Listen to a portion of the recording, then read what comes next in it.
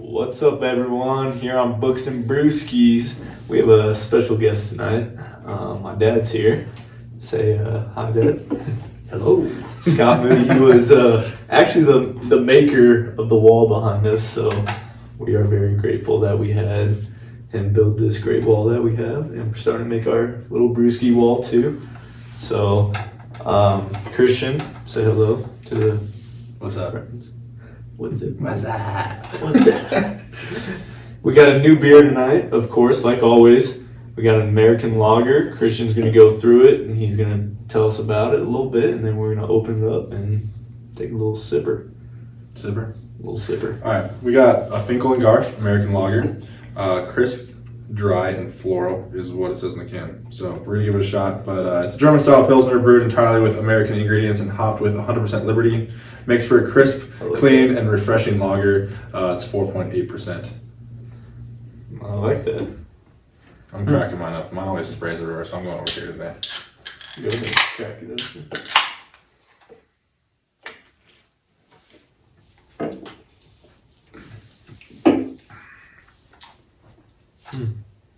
Thoughts, guys? I like. It's good. Yeah, I like that. I'm I like a it. big fan. I like It's the lagers we definitely- have had. I know, I've always liked the lagers that we've had. I became a big fan of lagers. Okay, compared to the Hardwood lager, which is your favorite lager that we've had, how do you think of this one? I don't know, this one's pretty up there.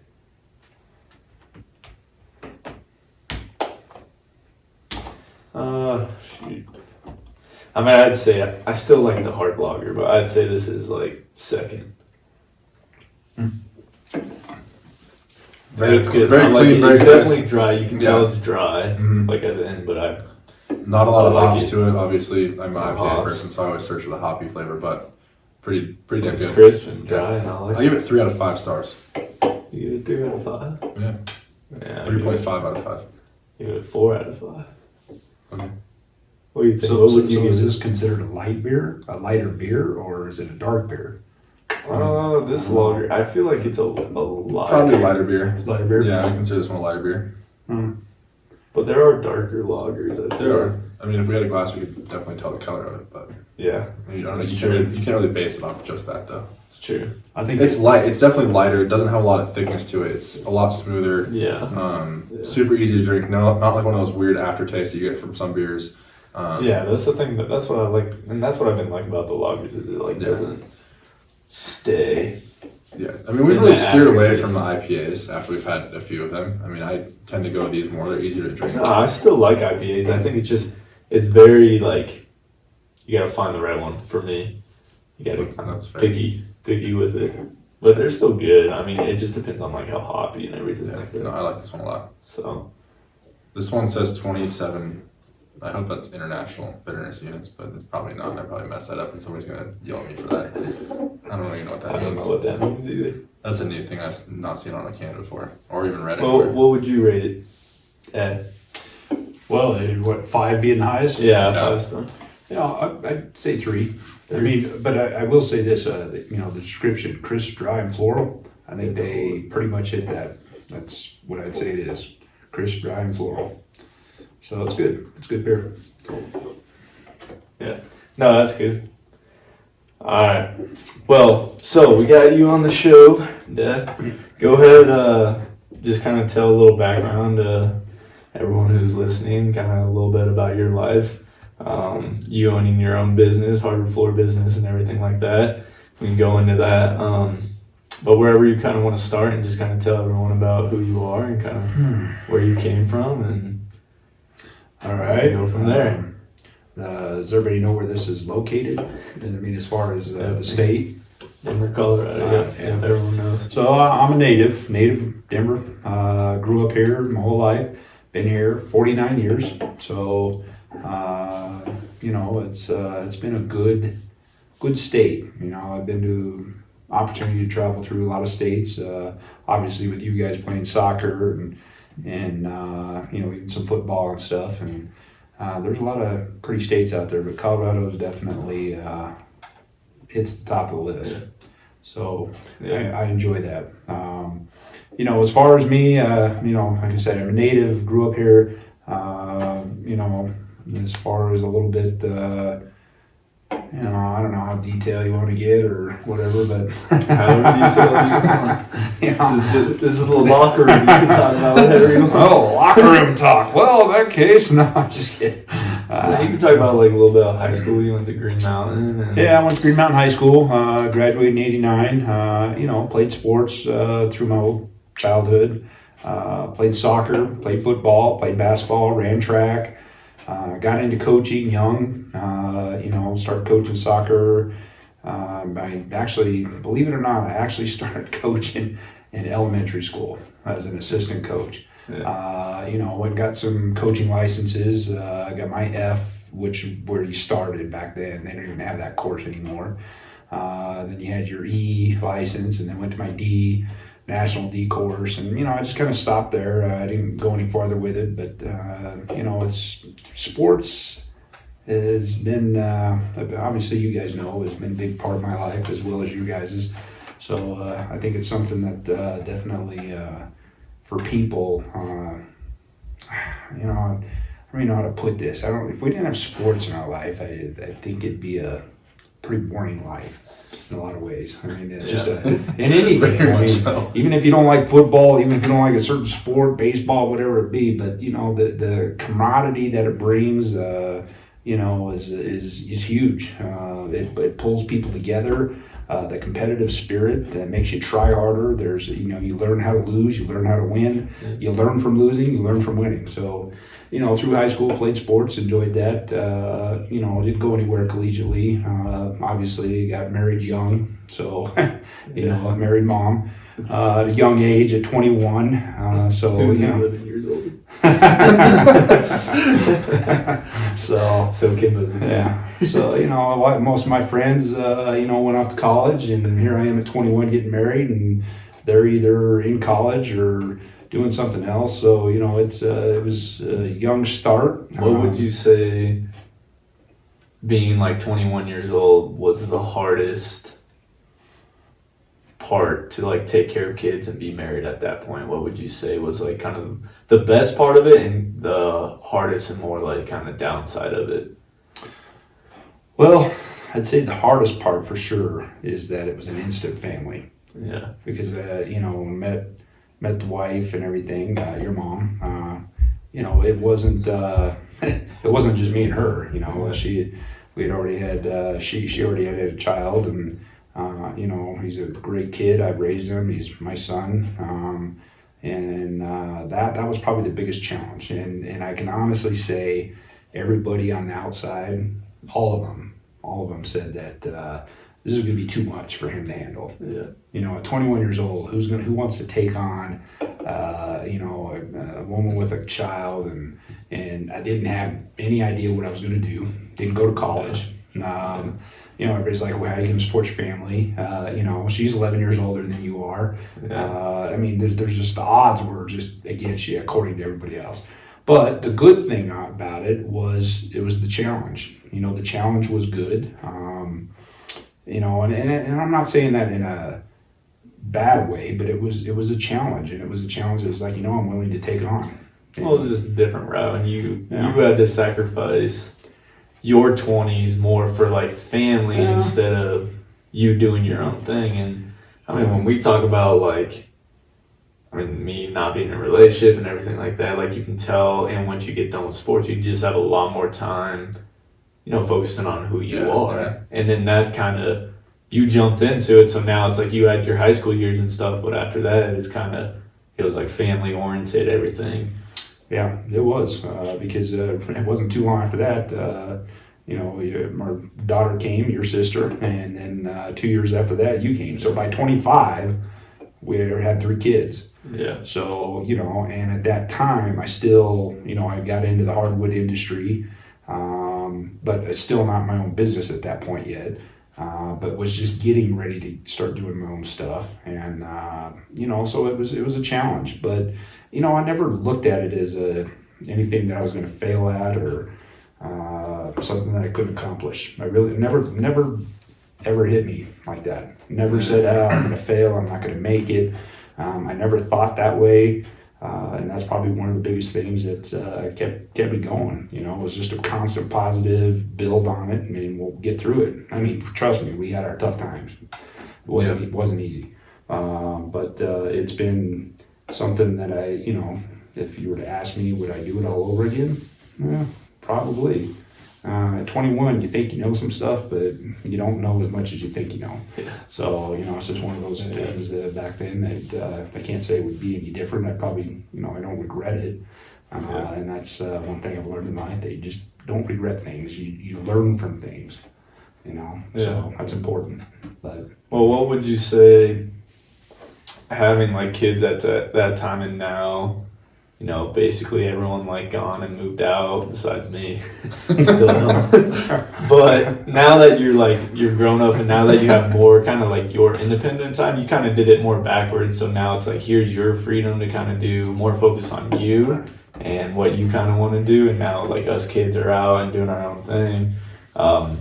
What would you say now that like you've got to kind of look at where you are now and say, okay, what are kind of more your goals and kind of things that you are saying, hey, now I can kind of focus on myself? Like, where would you put yourself in that aspect on life now and not being able to do that younger now?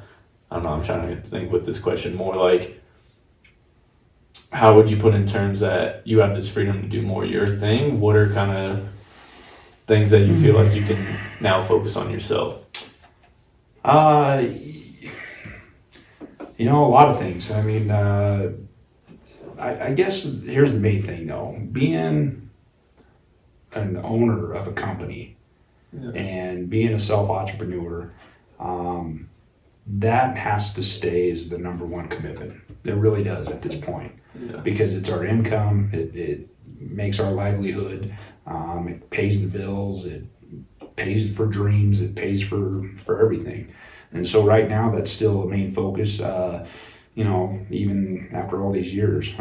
The free time, compared to what we have now, starting young, having kids, back then, let's kind of put it this way. When I was younger, I really thought, we'll get up, get going, raise the kids, we're gonna have a successful business. This was the plan back then. And we're gonna take it day to day, but we're gonna buy things, we're gonna enjoy things, we're gonna live life, we're gonna make friends, we're gonna do all those things. Well, all those things don't always work out that way because there's this thing called life, and we don't have a control over it. What's gonna happen out there. So in today's world, there's a lot of things going on, and sometimes you just don't go the directions that you want to go. And we, as a self-entrepreneur, we went through some tough times with the recession back in 2009, and then just with what we got going on now with the coronavirus and all these other things around the world. And so things changed a little bit, but you just got to stay on that path. And as far as what I'm looking forward for free time, I don't know, there's a lot of things. It's just would I like to go enjoy, there's one thing I'd like to do. I'd like to go enjoy some professional sports a little bit more. Yeah. Go do some football games, go enjoy some basketball games, maybe some baseball games, do that kind of stuff a little bit. Right now we don't have any sports, so but when things get rolling again, maybe do some NASCAR. That's another thing. Travel a little bit, do some of those things. But I definitely enjoy what my passion is boating and doing stuff with camping and getting out on the lake, and I like doing that. And making friends. I mean, there's one thing that's changed for Mom and I, and when we were younger, we built our friends through you and the Brooke and Ryan, and when you guys grow up, you lose those connections a little bit. So I think that's probably one thing as you're younger that you don't look forward to or you didn't account for when you get older. So that's probably, and because I started so young as a family, I didn't have that friend core built up because I had to let everybody go because I was raising kids already, running a business, getting things going, and they were still partying and doing the college thing, building friends and meeting these people. I wasn't doing all that. So that's probably, if there was a downfall, but maybe in some ways it could be a positive, that would be the one thing that could go both ways, positive and negative. Is that we just didn't build a great friendship with people, but at the same time, we had a great friendship at the time when things were going up, so it was good. We had close people, and was close friends. We still have some of those connections, but we don't have that core like we used to. Yeah. And I think those are one of the things that you just didn't account for, starting young, So, for you guys being younger, you're not married yet, you don't have family yet, you have an opportunity to build some of those friends, really good friends that can go into the future. Yeah. So, that's one thing, positive, negative, but there's a lot of things. I mean, I could go on for hours if we want to have detail we want to get. What would you say, what was your mindset through some of those difficult times? Like kind of rolling with the punches, kind of going through that, what is your mindset kind of thinking as it happens and how to stay on track and keep going through that? As an entrepreneur too, and raising a family. Because, Christian's doing like his own business stuff right now. And, it's stressful when you're an entrepreneur and trying to like figure out those next steps and stuff like that. So, it's a great question, but it's a tough question to answer. Because really to answer that question, to be honest with you, I think it really comes down to who you are as an individual. I mean, I can tell you my story, but for you, Christian, or whatever, I think it really comes down to how you look at things. I think a little bit is how your childhood was and what kind of things that your beliefs and what you were brought up with. For me, to get through the tough times, to do all those things, I'll be honest, I'm not afraid to talk about it, but I keep my faith. I believe, I believe that we're being watched in a good way by a creator, and those things you gotta push yourself, and I look at it this way. What drove me to be day in and day out was I didn't want to let myself down. I didn't want to let you guys down. I didn't want to let mom down because it was all the negative feed on the outside that said, hey, you can't do it. You're too young. You didn't go to college. You don't have an education. You don't have any background. But the one thing when I came out of high school was I knew how to work with my hands. So I took auto, I took wood shop, metal, drafting, basic welding, took all that stuff. So when I got out of high school, I knew how to work, and that helps a lot. And I will say this, regardless of whatever your background is, whatever you believe in or whatever, I think whatever it be, you have to find something that you have to believe in, whether it be you and a higher power, whatever it be. I think you got to find that. I think that's what drives you in life. You have to, in my opinion, have that higher power drive, because if you don't, in my opinion, I think you'll fail. And it's not that I haven't failed at times, but the failures that I have had, I was able to overcome that. I had to lean on that a little bit, and you get tested a lot through life. And that sucks. Sometimes it's not what you want, but sometimes you get tested on it, and we've definitely been tested on it, and you just got to revert back to yourself. But you got to believe in yourself more than anything. I mean, you go through life and you sit here and you go, well, I'm looking good, I'm still young, and whether you work out, you guys work out a lot, and maybe you're reaching a certain goal, a certain amount of weight that you want to do, and then there's going to be some weeks that you're not there, and you're like, I'm not feeling it, whatever it be. There's things that you want to buy and then you can't get it, and it's like, I kind of failed at that. But it's not really a failure. It's just you have drive, you have things that got to motivate you. And having you guys motivated me. Having kids, we had great kids, and doing that. As the business end of it, what motivated me was my job's in art. I really look at it as an art. You have to have a challenge in your job. And I think if you're going to be successful as an entrepreneur, you have to make your job challenging. Because if it's not challenging, you're not going to push yourself. And I think people kind of look at that and go, well, I don't know if I agree with that. But you know what? If you really think about it, if you don't have a challenging job, why would you go and do it? You're either going to get bored eventually. I mean, if you get to a point where you're squatting or benching a certain amount of weight, and you could just do it now freely, and you're just like, this is easy. Well, then it's no longer a challenge. You have to go, okay, I want to go 500 pounds, whatever it be. That you have to have a challenge, and people don't like that. And I think probably the biggest thing I can tell you right now, I mean, the word out there, obviously it's an opinion, but if you teach a society growing up that they don't need to be challenged in life, that you're going to get things handed for free, and you don't have to work that hard, which you don't. It's all true. You don't have to work that hard if you don't want to, and you don't have to push yourself, and that is true.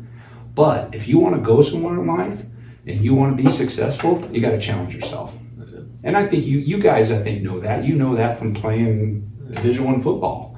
If you want to be better, you got to be able to catch that pass. If it's high, you're going to have to jump for it. If you want to be faster, you got to push it. You want to be stronger, you got to go to the weights. And you guys, that's something that you guys have experienced. I didn't get to experience that, but you guys experienced it from that level. That's what my job did for me when I was in my 20s. Is I didn't have that, experience like what you guys had, but that my job is what pushed me and challenged me. And that's what I did every day. I tried to make myself better. If I sanded better, installed better, had to find different techniques, colors, whatever it be. Well, you started, you talk about how you started driving the trucks first. Right? Yeah. So kind of go through the process of you becoming your own business. Going into the hardwood industry, worked at King Supers back in the day when it was King Supers, locally owned company. It was fair. That's what it was here in Colorado before. Back then, Dillon Companies bought them out, and just as I was getting ready to leave, Dillon Companies bought them out, and the company began to change, and then Kroger came in and bought Dillon Companies, and now it's Kroger owned, but. I was back in the day, Mom and I both were when it was King Supers, and it was a great place to work. So in saying that, the thing with work is I was working at King Supers during the day. Everybody told me, hey, don't get stuck here. There's people been there for 25, 30 years, and they're like, don't get stuck here. We've been here for that long, and we still work weekends because back in the day it was Sunday, we work holidays, and I'm still not at the top of the seniority. And I'm like, all right, so I started looking for another job. And so I had a friend there that I was working with at King Supers, and his dad was one of the big honchos down at one of the big companies here in the state. Went down there to become a warehouse guy. Switched with King Supers, went part-time there in the evening to just keep my benefits because they had great benefits back then. Worked at the warehouse during the week, Monday through Friday, full-time. Became a delivery driver. So I delivered hardwood, tile, granite, learned the city route, basically is what I did. I learned where all the projects were, learned where the bad areas were, where the good neighborhoods were, learned where stores were, learned the mountain terrain because I had to go to Snowmass, Aspen, Vail. There's a lot of projects, and it was a lot of responsibility. I mean, you're sitting here talking 19 years old doing this. This was pre-mom, so I'm doing this around 19 years old, driving a dually flatbed, 4-speed back then, loading up a truck with $150,000 to $200,000 worth of material, taking it up to Snowmass, leaving at 4 or 5 in the morning, driving both passes, and you're going through a snowstorm. I have no idea. I've never drove that before. I've never chained up a truck before. Get stuck on the side of the mountain. Had to learn how to do that. I mean, there's a lot of things. It was like, and I did it, here's the crazy thing. This is crazy because I think about it now. I did it for $5.50 an hour. I'm like, oh my God, $5.50 an hour. And they gave me $50. They gave me a $50 cash, and they said you could buy breakfast and you could buy lunch, and if you need to get anything, because something happens, here's $50. And that's what I got. Wow. And so I would leave at 4 or 5 in the morning, and I'd have to be back, unload that truck, and have it back by 5:30 that evening. And I would do that. Now, if there's a bad snowstorm, then I got stuck, then they'd have a place up there and I could stay. And they would call it in and give me a room or whatever. Mm-hmm. But, I mean, you're talking about carrying tile, wood, over planks, ravines that were in Snowmass because they were big old ravines because these were ski-in condos. So you had to ski into them, and the places weren't done yet. So all they did was lay these 20-foot planks. So I had to carry all this marble and wood across this 20-foot plank that was only 2 feet wide, snowstorm, and you're trying to carry all this stuff in. You got to go up 2 flights. You got to get it to the tile guys, and then the wood guys would be here, and then you'd have some guys. On a rare occasion, I'd bring in carpet, but I didn't have to carry that in because they'd have people that would carry that stuff in. These rolls are huge, but then they'd also have forklifts to get that stuff off. So, I mean, this is the stuff you did. $5.50 an hour, that's the best I could do. And by the time I got done doing that, before I got promoted to sanding, I got myself up to $7.25 an hour. That was my top pay then. So when I got promoted, they asked me if I wanted to install, and I said, no, you know what, I want to sand. I'll sand. So I went to sanding, got paid, I think it was $8 an hour, and then worked on that for a while. Kind of really, to be honest with you, I did it for 6 months. I wasn't even considered a lead man, because you're not considered a lead man until you run the machine. I hadn't even touched the big machine yet. But I got an opportunity to work for another company, and I took it, and I knew I wasn't. Here's a scenario here, because you're kind of asking, you know, what are the things that some of the challenges in a business and challenging yourself? Well, here was a challenge. I took a job, they were looking for a lead man, and I wasn't a lead man, but I knew I believed in myself, and I knew I could do it. And so I said, yeah, I'm a lead man, I can do it. Sand had been doing this and all that. They hired me, they sent me out running my own van, never touched the machine before, had to learn how to run the machine on my own. I basically started teaching myself. And it was the challenge that I took on for a while. And you know what? I learned a lot, made some mistakes. You know, again, not purposely, but it's just one of those mistakes that you just make. You're just like, okay, I didn't know that. I can't do this. Okay, I got to figure this out. That's what kind of goes through.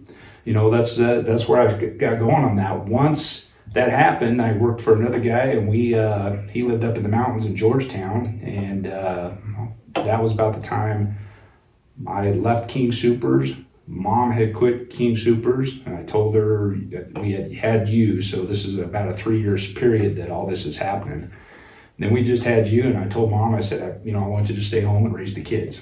I didn't want you guys to go to daycare. I didn't want Ryan to go to daycare anymore. I didn't want Brooke to go to daycare, anything like that. So she had quit her job. She had an opportunity to keep her benefits for 1.5 years. So we used those benefits while you guys were young. I got a job here with this guy here. I drove to Georgetown every day from Littleton. I'd get up at 5 in the morning, and I'd have to be up there at 7. It'd take me 45 minutes back in the day to get to Georgetown. Even then, get up there at 7 o'clock in the morning. We'd have work in Breckenridge, Vale, sometimes Aspen, you know, in kind of all of that area, Evergreen, Frisco. So that's where we did all our work. So that was another step, because we did a lot of commercial work back then. So, you know, you'd work all day, and then I'd get done at 5, 6, 7 o'clock sometimes, drive home. And, you know, some nights were great, some nights weren't. Get home, you know, have dinner, play with you guys a little bit, went to bed, started the process built over, did that for 2.5 years. Finally, after that, that's when I said, you know what, I got to do this on my own. If I'm going to stay in this trade, I got to do it on my own. So that's when I came home, didn't know what I was going to do, quit. Mom's like, what are you doing? I go, I quit. She goes, how are you going to do that? We just bought a house. I'm like, I don't know, I'm going to figure it out. So, you know, so you know, you ask me, you're like, okay, well, how do you get through these things? These are the challenges that you got to challenge yourself. I didn't have a plan. It was like, all right, well, this is where I say I just believed in who I was. I just believed that there was a higher power. I believed that, you know, God was watching. It's one of those things. It's like, you have to believe in your talents. Yeah. And you build confidence on some of those stuff, and I built enough confidence up and enough challenges on the outside world that people are like, you can't do this. Because I was told that a lot, even growing up through high school, you know, and you guys have probably gone through this. You can't play that position. You're not good enough, you know. And don't look at that as a negative sometimes, because those things make you better, you know. And you guys probably experienced that through football and stuff like that. But, you know, those was one thing. I came home and said, I'm done. You know, I want to do this on my own. And we didn't know what to do. We didn't have any money. I mean, we had money, you know, just to get for the week, but we didn't have money saved up yet. We were still living week to week. So it was like, well, you know, I just need somebody to kind of believe in me. Just give me an opportunity. Well, who's going to do that? You know, who wants to invest in you? And I'm like, well, I don't know. So I asked Mom, I go, well, do you think your dad would, be interested in maybe buying some equipment for us and I'll pay him back? And she goes, I don't know. She goes, I'll ask him. And I go, if you ask him and you tell him that I promise I won't let him down. She had called and he had said, let me look into it. And he had called one day and goes back to 2 companies that I worked for before, was going out of business. They were selling their van, equipment, the entire whole setup for $5,000. So, Ed said, hey, I got an opportunity. I'll buy you the van and equipment. You got to pay me back, but we're going to do the work and you're going to take 75%. I get 25%. I said, okay, I'll do that. And I'll pay you back every penny of it and everything. So we started just getting some jobs. Back then, we had the paper. We didn't have the internet and all that stuff. So we had the paper. So we put an ad in the paper, because people would get up in the morning, they'd read the paper, look at the ad section. That's how we did things. And then word of mouth, those guys knew some people, and that's who I started with. Was Mom had some friends already, and I'd do their house. Then they would pass my name on. Ed knew some people, and that's how I got the first few jobs. So I would take 75% of what I charged, and then he'd get 25%. He'd come by, okay, what do you got? I go, here's your cash. And we were good about it. He was fair about it. I was fair about it. And some people would pay cash. Some people wouldn't, but whatever, we would just break it up. And then after a year, it only took me a little over a year. Honestly, probably about a year and 3 months. I had actually paid him off completely, gave him the van back, and said, I'm going to go to a truck and trailer. And so he got the van back plus his money, and he ended up selling the van and then made money on that. So he did good. And, I told him, I said, thanks. And, he told me, he goes, you know what? You stuck to your word. You didn't let me down. I go, I ain't going to let you down. And then he helped me buy a trailer. Yeah. So he found a trailer. I bought a trailer. We went and bought a new truck, and then that's when the truck and trailer situation started. At that time that's when I got into product and development for dust containment. Worked with Bona a little bit. Worked with some other companies on finish, paper. So I got to do a lot of things behind the scenes before it hit the market. So I would test these finishes and test these paper and, what do you think of this paper? And so I'd get feedback, and then they'd give me other stuff, and we'd try it and we'd see how things work. And then, after a while you start getting your foot in there, and then they're like, okay, yeah, they liked what I had to say. Went to sanding and finishing school through the National Wood Flooring Association, went through some Bona classes, school stuff, got to meet the chemical guys that made the product. And they gave me a lot of information too on how some of this water base works, and what you're actually taking in, how it hardens and stuff like that. And that helped a lot because it helped me understand how to finish and what it does.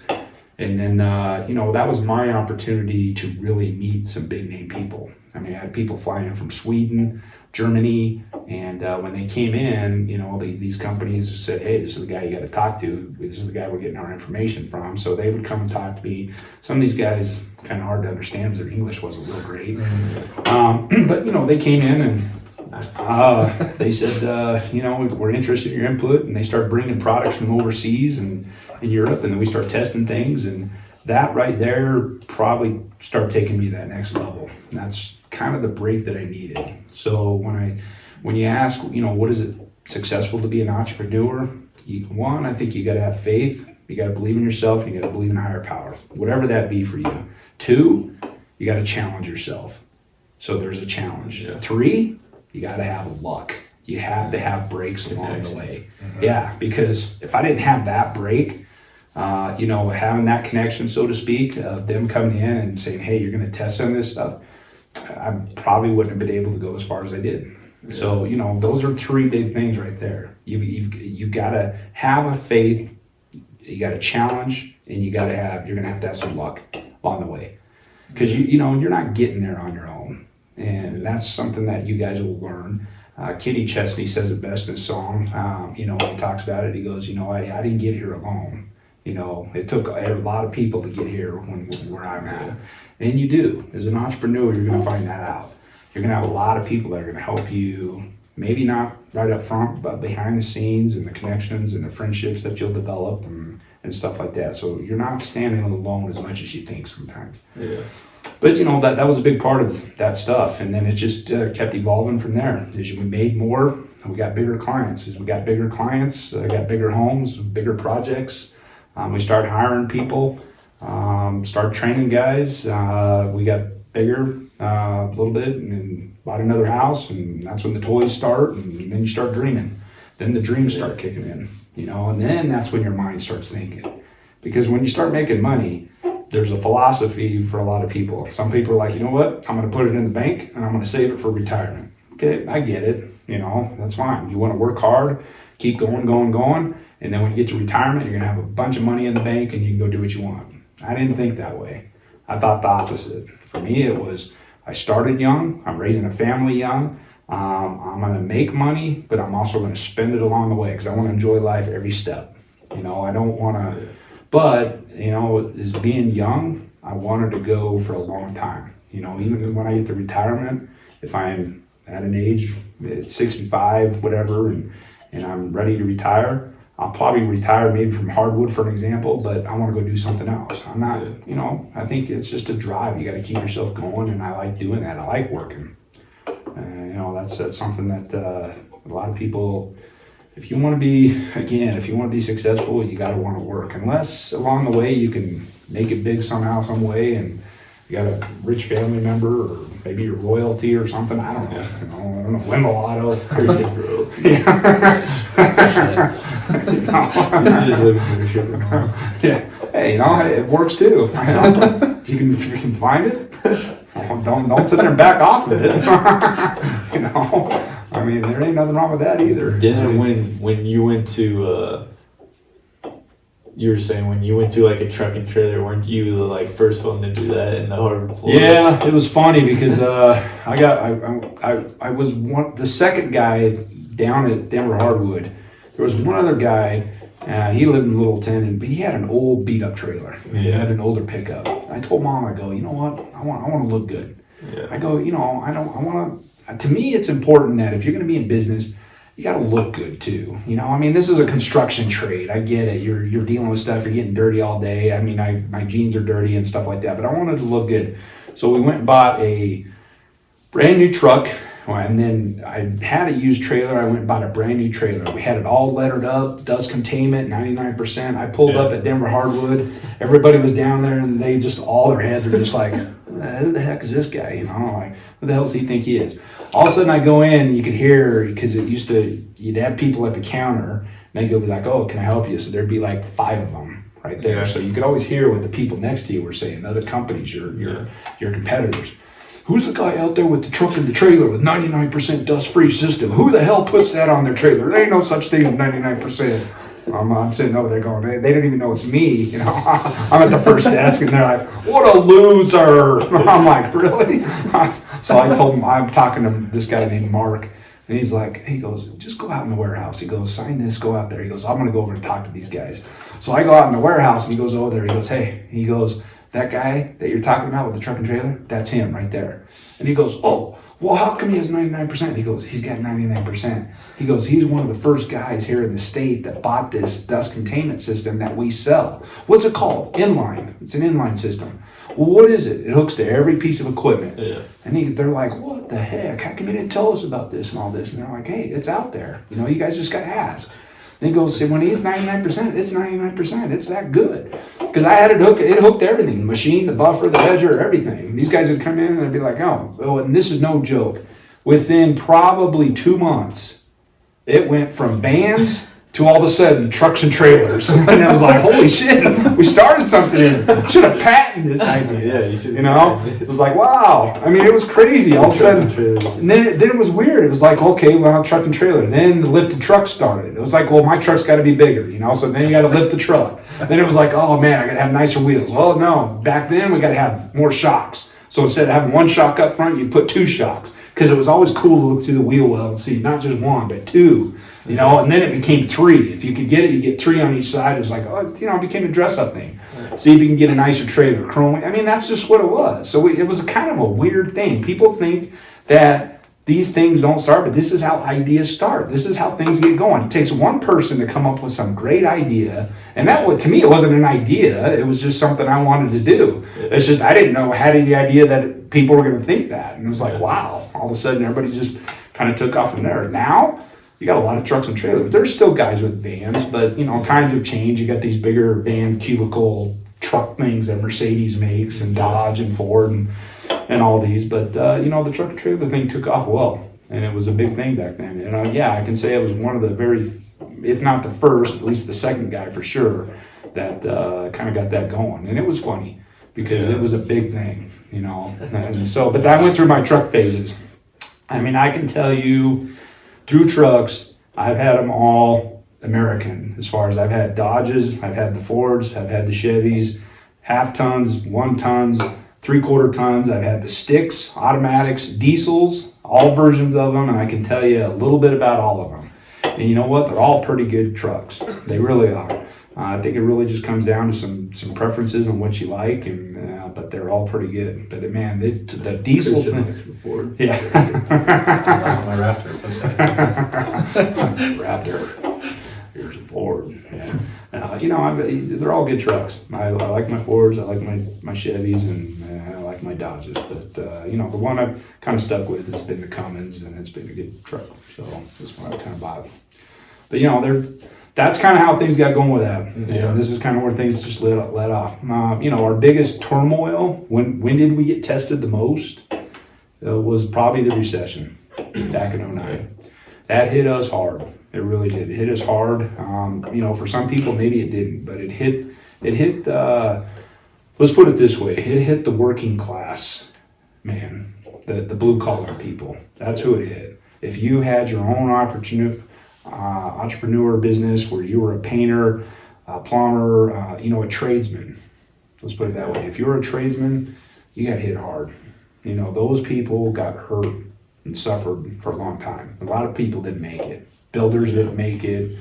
I don't know how it was in the corporate world, but because I'm not in that field, so I can't really say. But for the blue collar, they got hit hard.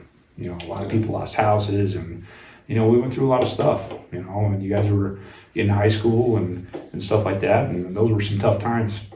And that's where it goes back to what I was saying earlier. Entrepreneur or business oriented, you got to have that faith, that belief in yourself or that higher power. Let me tell you something. That was a time that you had to lean on the higher power because you question everything. You're like, why me? Why are we going through this?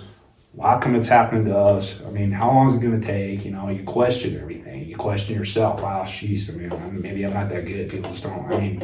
We went from 6 months out on work to 1 week out on work. That's how fast it deteriorated. And that's not good. We had 10, 15 phone calls a day to no phone calls for a long time.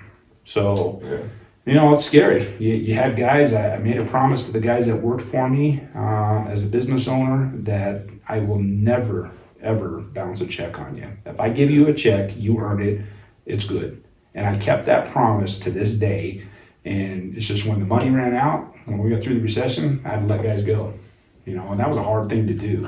Because I had guys that were pretty loyal to me and at that time, and they knew I took care of them. I used to take them out to lunch. I'd buy them lunch. We'd spend, back in the day, early 2000s, we'd spend, I think back in our books, I think we were spending anywhere from $3,500 to $5,000 a year on lunches. That's how much I'd just go take these guys out. We'd just buy. We didn't drink. We didn't have a drink on the job or anything like that. But, we'd have a good lunch. You work hard, and eat, and do all that. And all that went away. What would you say, as an owner, because we've talked about this, a lot and everything, the difference between, a boss and a leader, and what would you say, owning your own company and having workers underneath you, what was the biggest thing to create, a good culture?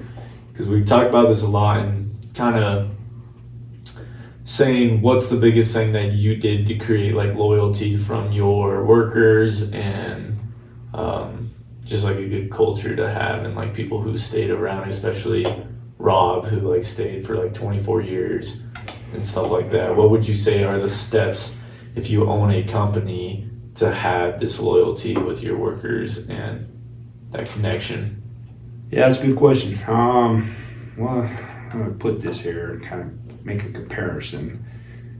If you're going to run a successful business, I don't care what you're doing, corporate, blue collar, trade, you pick.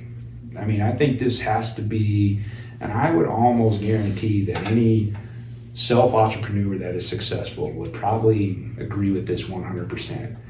You have to go in with the mindset that one, you're a leader, you know, you have to believe in yourself, but as a leader, you have to treat your people that work for you at an equal level. And I don't know if that makes sense. You know, you could be the lead pack of the wolf packer, so to speak, but they have to be able to perform at your level too. So I guess the point being is that even though I was the boss and I had all the experience, my job was to make sure that I can make them as good as I was. And if you go in as a business, whether you guys are playing football, whether you're weight training, I mean, my opinion, you want to get that guy, if he's your size, your height, you want to get him to what you're lifting. That guy needs to be able to squat as much as you, and you want to bend, and that's okay. You shouldn't, I didn't get jealous of these guys if they did as much as if they could do what I could. Now, they never got there at some point, but I had to get them to that point in their mind because the only way I was going to make money, and the only way I was going to be able to get away to go do things was I had to get them to that point where I can pull away to go do other things. Yeah. And a lot of these guys, they don't. I think a lot of people are not successful because they don't push them. But at the same time, there has to be respectability there. Yeah. And the fact that hey, you got to pat them on the back, take them to lunches, treat them like they're your kid or your family member. And that's what I tried to do with them. I never left them hanging. I didn't put them on a job that they couldn't handle. I showed them all the tricks of the trade. And when I say tricks of the trade, it's all the things that I learned behind the scenes that everybody else didn't know. And I'd show them, if you code this way, if you do it this way, this is why. And there was always a reason behind it. You know what? And if you can come up with things and push to people and say, look, here's the philosophy. And for everything that you give a philosophy on, if you have a good answer and can back it up with good facts, then they're going to believe in that. And show them this is why, and then you break it down and they'll ask questions and it gets them thinking. And they'd always ask me, okay, well, why would you want to code this way? Why do you want to fill it this way? Why do you want to install it this way? Here's why. And when you explain it to them, they got it. And then things took off, and that's what really took us to the next level as far as customers. We started getting those customers that people couldn't get, the Castle Pines, the high-end homes, the multi-million-dollar homes. You know what? But the one thing that the guys that I told, we don't treat the people any different if you live in a $100,000 home or if you live in a $5 million home. You do the same quality at that level as you do at the high end. Mm-hmm. And when you did that, people referred you all the time. I told the guys that, we go into this house, if it's 100 feet, you do the same quality as if it was 1,000 feet. Even though that 1,000 footer is going to pay way more money, you got to do the same quality. Yeah. And be honest with you, you know what? The littler jobs actually did better for us than the big jobs. We got more referrals from the people that were on the smaller jobs. Yeah. And they actually referred us more than we did on the big ones. And I always kind of wondered, is there something behind that? Because even today, in a lot of ways, it's still some of that way. I think we're going off that. I'm thinking of in the coaching world. Mm-hmm. Well, a couple of things that you said. Like the first one was you saying that you teaching someone everything that you've gone through and giving them all the qualities that you have is super important, especially as a coach. There's always those quotes of, you're not a great coach or a great teacher until your student passes you or your student can be just like you, right? So, when we train athletes, until they can get to that level where they can do everything that we perform for them, then that means that you're a great coach, right? And that's super important. But what you're saying off that was some trainers that I know, I'll get kids referrals or something like that where I'll get athletes that are not good athletes, at all. Not good athletes. And I'm this guy does not have technique. This guy has nothing. He's the bare minimum. He's not a great athlete. And some coaches just want good they want good athletes in, and then they want to train good athletes. And I'm like, give me the athletes that are a project. And I was like, every time that I've benefited from training was a kid that was a terrible athlete or like wasn't there yet, needed so much work, and once he made that progress, you see that like loyalty from them, and you see from their families that they truly care for you, and then they are the ones who do really stick with you, and they refer you.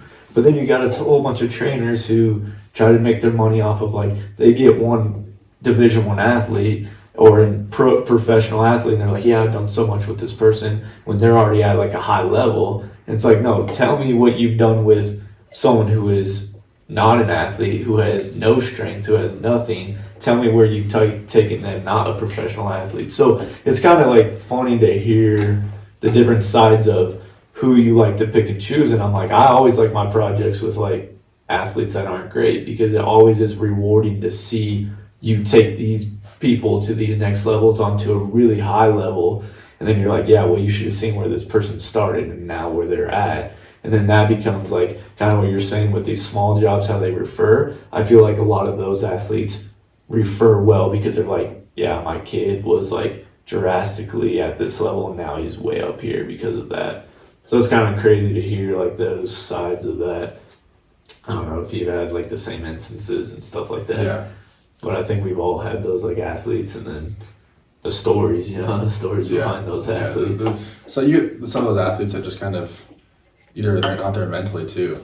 Like you kind of become that. They have no drive. Yeah, you kind of push them to the point where they actually realize they can play a sport, or in a way kind of uplift them to the point where they can actually go do something and have some confidence in it. And you hear that all the time from parents, like, oh, they have so much more confidence in the field. Yeah. So I think that's another huge, like just beyond the athlete, like on the field aspect, the mental aspect is huge. Yeah. And I think that's tough. Like, I guess what would you say? I mean, for both of you, I guess, because Christian and I were kind of talking a little bit before. What was there ever a point like in your job? Like, I know through like hard times, but was there ever a point that you would say, is this my calling to do this? Is this what I am supposed to do? And what was like your why, and what was your answers to that when you had the times that like you felt like you were going through the motions day in and day out? Because I think everyone has that. Everyone goes through sometimes their jobs where it's like day in, day out. Like sometimes you'll feel like, okay, am I really making a difference? Is this really my calling, or should I be doing something else, or what is my why? And I think everyone kind of needs to have their why. So I don't know, both of you, what would you say was like the biggest, when that happened, that you felt like you were going through the motions, what took you out of that and put you to that next level and made you push forward? Yeah, that's good. Great question. I think it's a personal question for everybody. I think everybody's going to have different answers depending on what your dreams are, your evaluations in life, what your thought process, what your goals. So for me, is this my calling?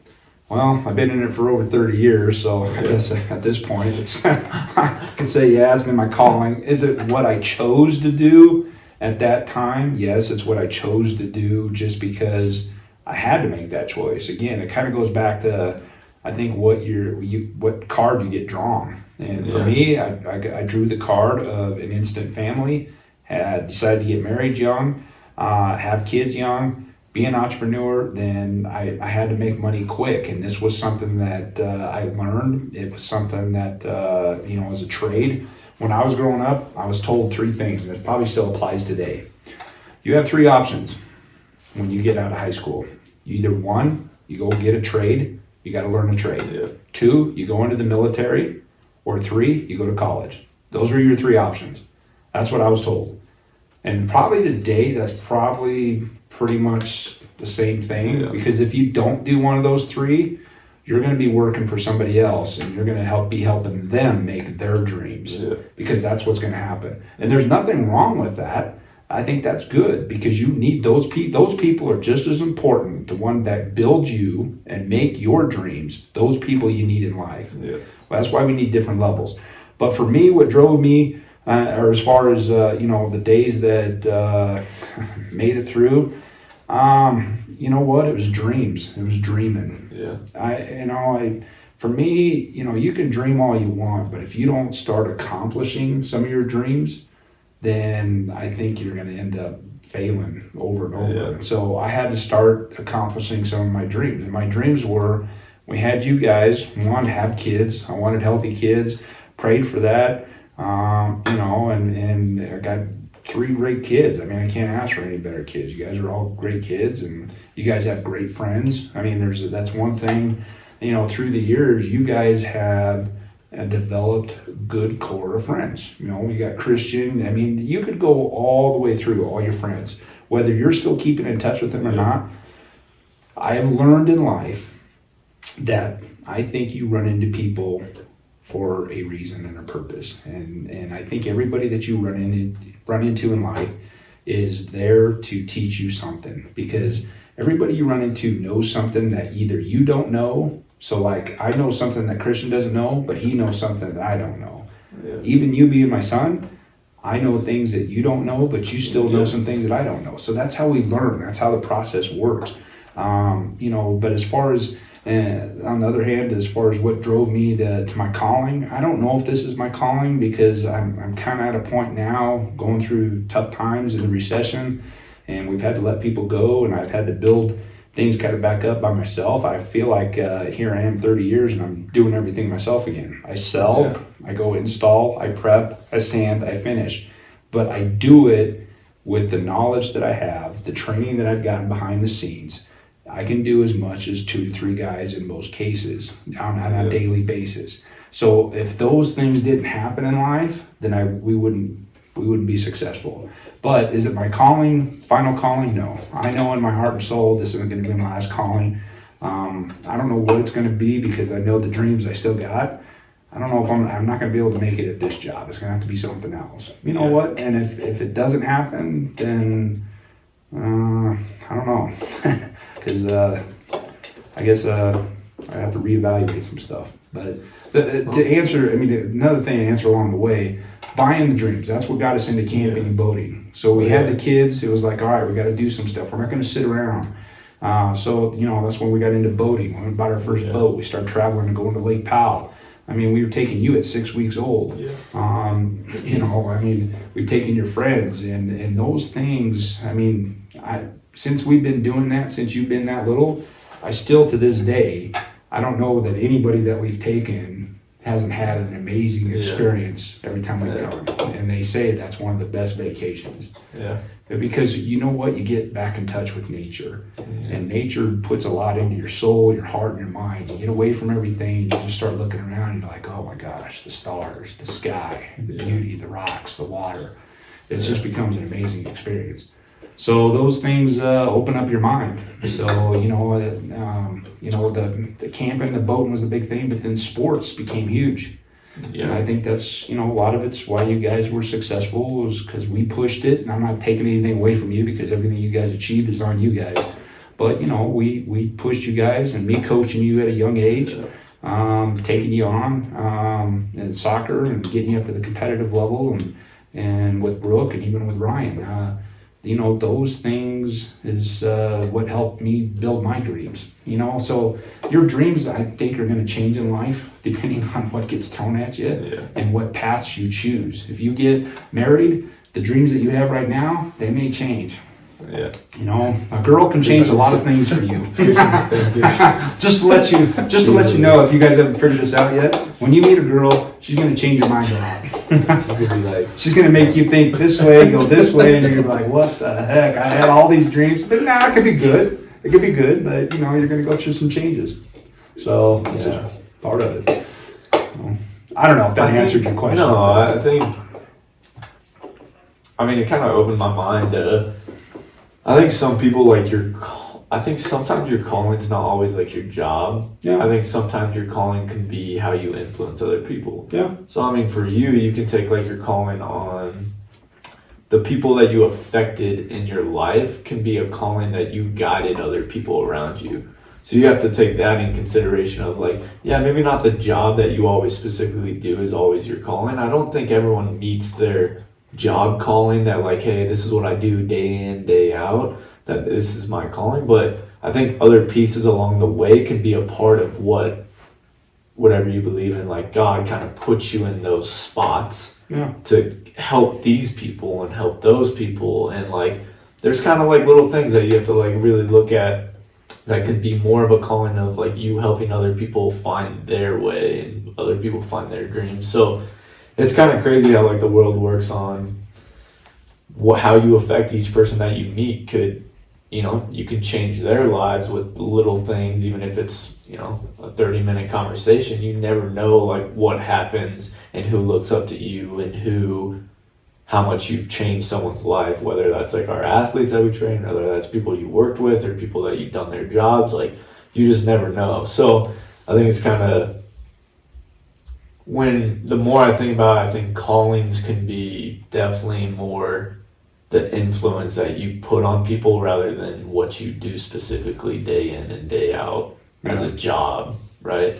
I think jobs get, you know, looked as like, this is who you are, but you never know how you affect people throughout your job or how you affect people in other days or other lives and everything like that. So I agree with that 100%. I mean, for an example, coaching. I mean, just to kind of give you an idea, I mean, we're talking late 90s, early 2000. Back in the day, coaching 2 soccer teams, so I was coaching your team, coaching high school boys, and running this job with 4 other guys. So there was 5 of us in the field, working on the weekends, doing side work, doing camping, going boating, we're doing trips, running a household. I mean, it was nonstop. It was practice during the week. It was work Monday through Friday, do practices 4 nights a week, plus go do bids after practice, then we'd go after games on Saturday. Then I would leave, we'd go meet with some parents, we'd go to have lunch, and then mom would take you guys home, or you guys go play with your friends, and I went to work. Yeah. And then we'd make some side money. Yeah. And that's what paid for the toys. That's what paid for the play. When you guys got to competitive level, what paid for that was those weekend jobs. Okay, well, they got to travel to Texas, or we got to go to Florida, or we got to go to California, or we're going to New York. I mean, when Brooke and Ryan were traveling, and, you know, you guys did a few things. We did some local stuff here because, you know, you didn't end up going to full competitive just because you chose football then. But, you know, that stuff was paid on that. So, yeah, those are sacrifices that you make, and those are things. And I still look back today, and I'm like, you know, I did a lot of stuff that was crazy. So, yeah, those calling, the point being is the calling. Yeah, I agree with you 100%. It may not be a job, but it may be just how you influence people. Yeah. You know, and how you challenge them, how you can make them better.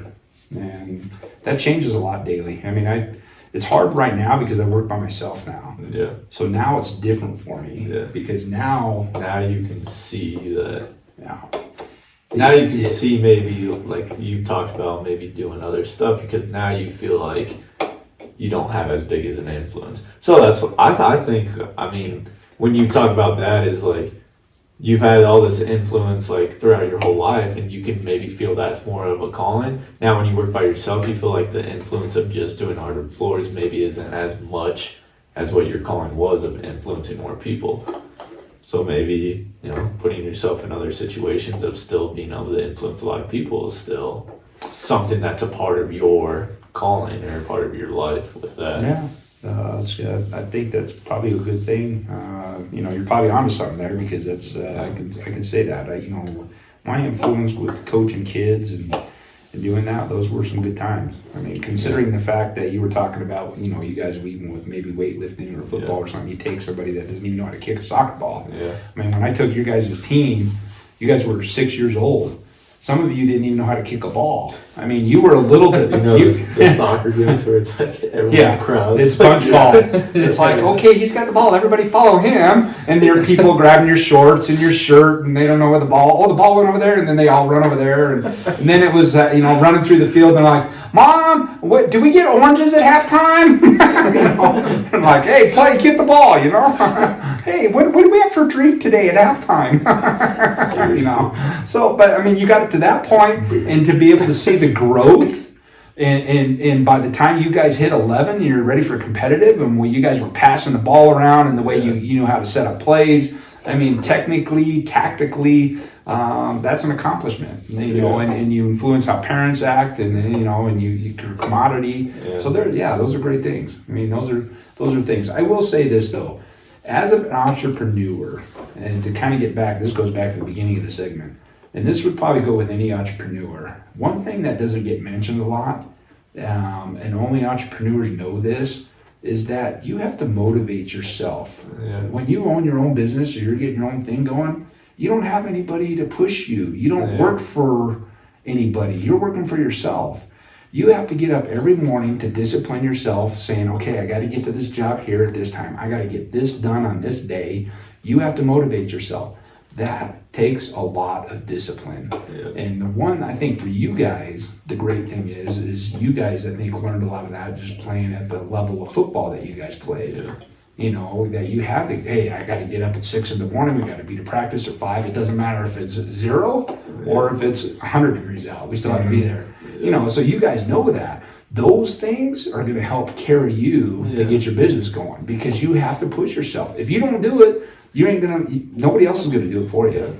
And I think that's what's weird. So I don't know if you go through high school and you're busy with your sports, focus on sports, and you're like, yeah, college, maybe it'll calm down a little bit. Then you go through college and you're more busier.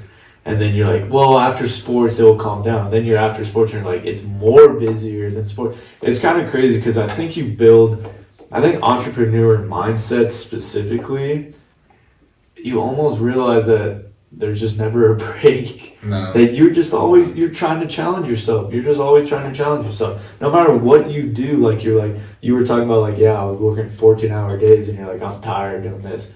You're still gonna go do it. You're still thinking about going do it because you're always trying to challenge yourself. And if you feel that you don't, you feel that you're kind of letting yourself down. And then you're when you have that time, you're always gonna look for something else to fill it. You know what I'm saying?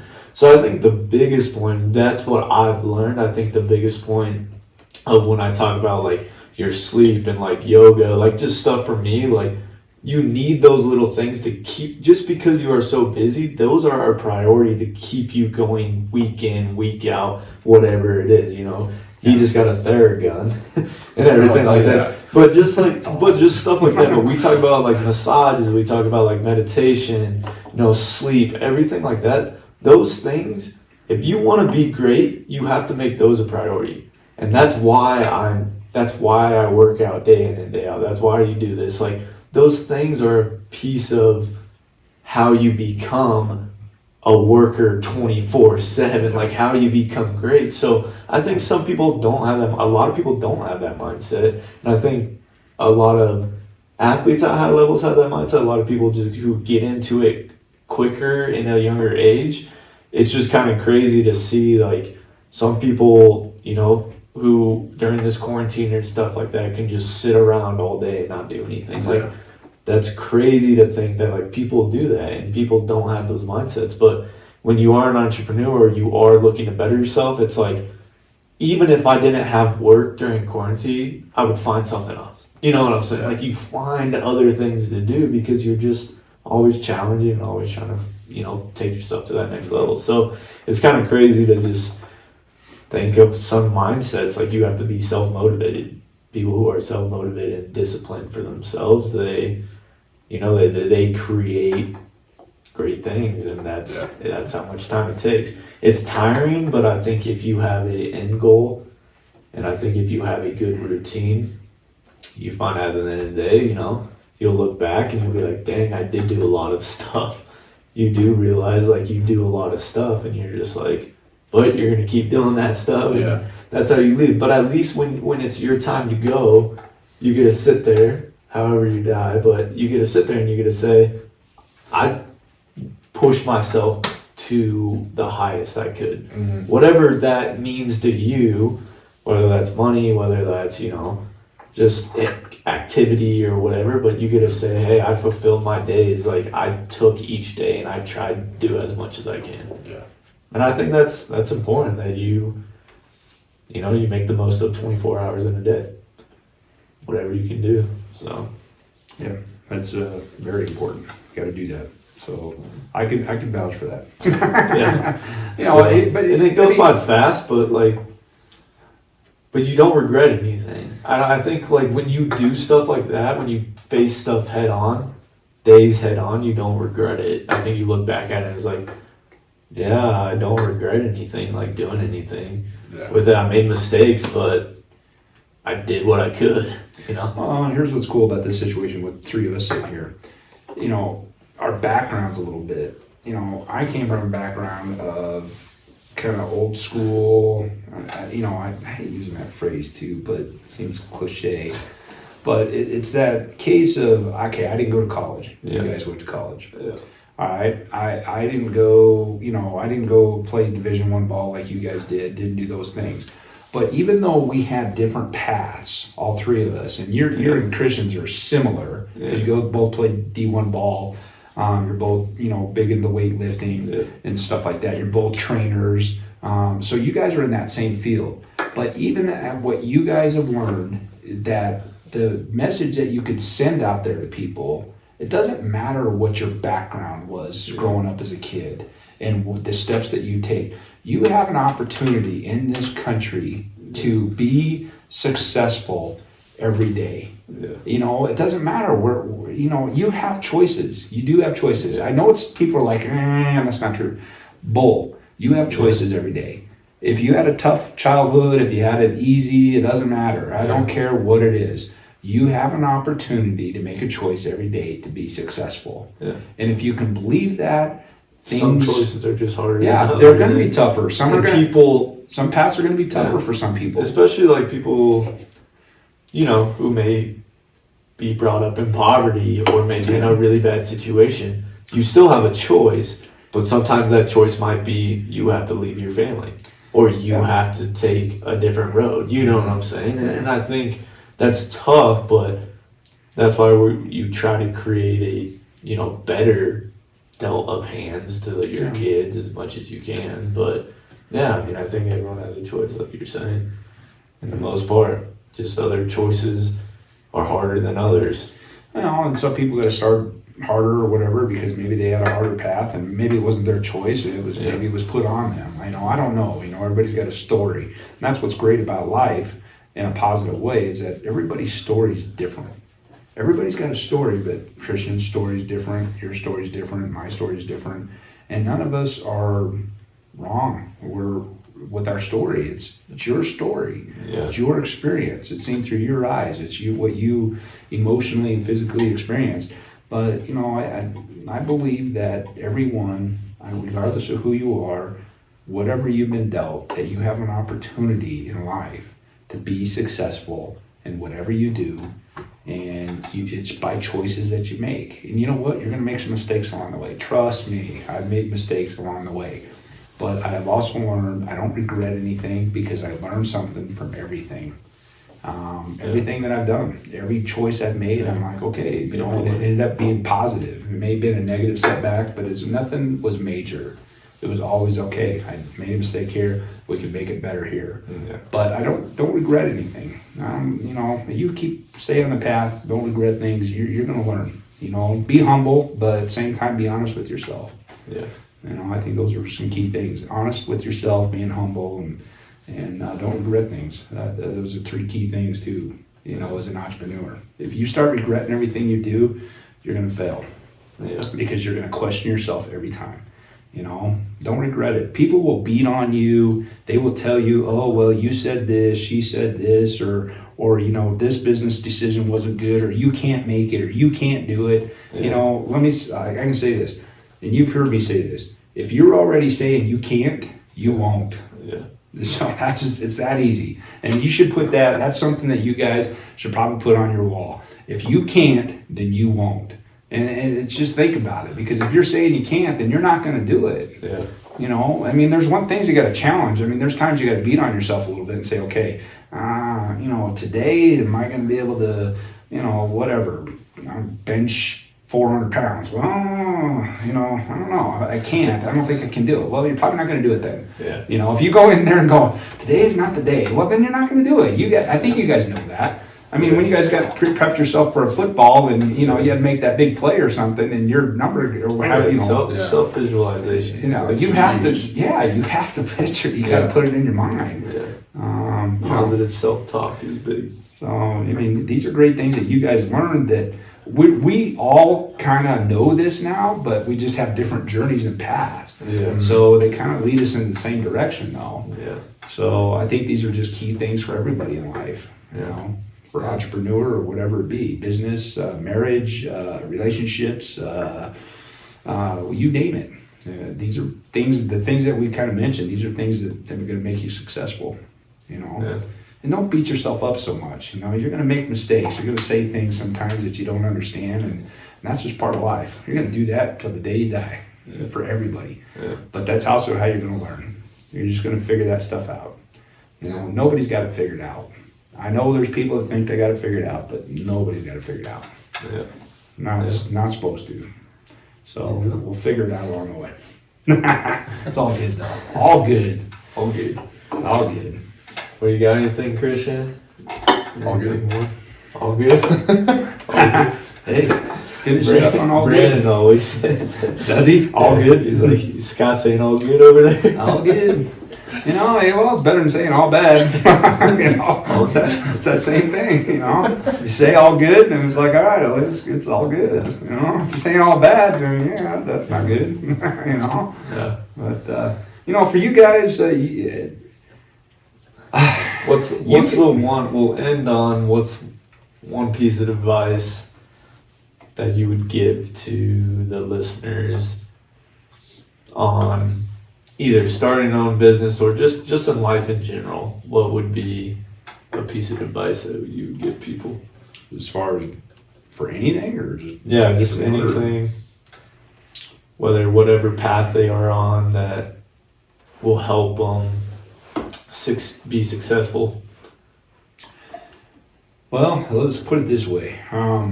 One thing I know for sure, Words of wisdom. these are words of wisdom, trust me. And this is probably the hardest thing for everybody. Don't take life too seriously. Meaning that, you know, things tend to work out a little bit better than sometimes you think. Yeah. But we, as people, just human beings, period, what we were talking about earlier, we all have different drives, and we tend to push ourselves a little bit sometimes and overdo it and think that, I need to reach this opportunity or this goal, and you're trying to get there, and pretty soon you're like spinning your wheels all the time, and you're like, well, I can't get there. You know, how come that's not happening? Because you're either pushing it faster than what life's willing to give it. I know that may not make sense, but to me it makes perfect sense. You know, If you be patient, and trust me, I gotta tell myself this every day. I mean, you hear me sometimes. I come home, I'll rant and rave, and you know, this or that, and be a little negative. But I gotta retrain myself and get back to it and go, okay, look, you let it out, and I just gotta be patient. You gotta let life just kind of take its course. And things aren't always as bad as everybody thinks. They're not that bad. Yeah. I think one thing I can say is, regardless where you come from, your background, or whoever you are, or whatever your success, you know, rich, poor, I don't care. Life is pretty good. I mean, it really is. So that's been my favorite word, is just life is good, because it is good. I mean, we have opportunities every day to make it better. And I think the biggest thing that I could tell people is just be patient. You know, don't take life so serious. Yeah. And that's a hard thing, because there's days I still do that. I mean, you know, but I got to realize that you know, we're not in control as much as we think sometimes. You know, you're in control of yourself, but as far as when you want to get to these things, I think they'll happen, like the dreams, your goals, your success. You guys got a great future, both of you. You're both good at what you do. You carry yourselves well. Your steps ahead are huge, but be patient. Yeah. Because you're only going to get there so fast. And that's been the hardest thing with me. And I started at 21. I wanted to keep going, and I kept pushing and driving. And you know what? It didn't matter how fast I wanted to go. I could only go so fast by what life would give me. Mm-hmm. So, but it turned out all right. It turned out good.